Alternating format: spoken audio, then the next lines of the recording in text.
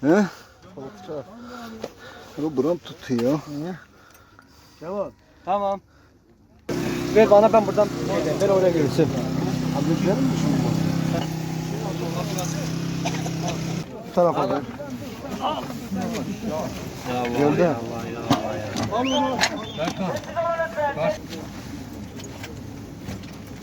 Sen ısık mı veriyorsun? Kemal. Helal be. Kemal. Yok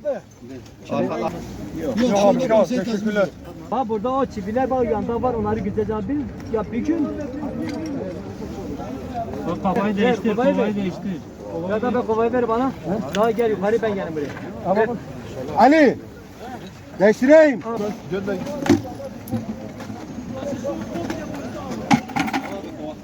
Dur var abi, var. Kova var, kova var.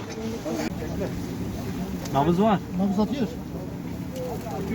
Baba geçeyi söyle. Ha iyi. Her şeye hazırız yani.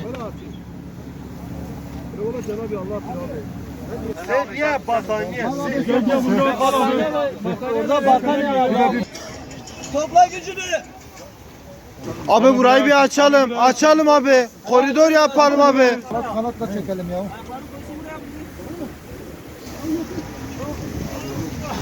Abi şunu kalabalığı alalım.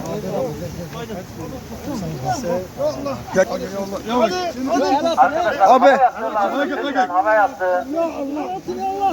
El atın, el atın abi, el atın.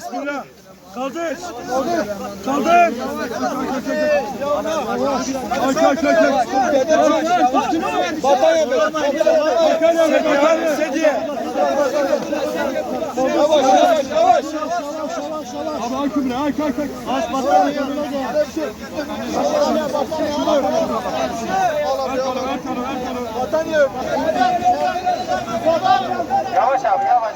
Bağırmayın lütfen.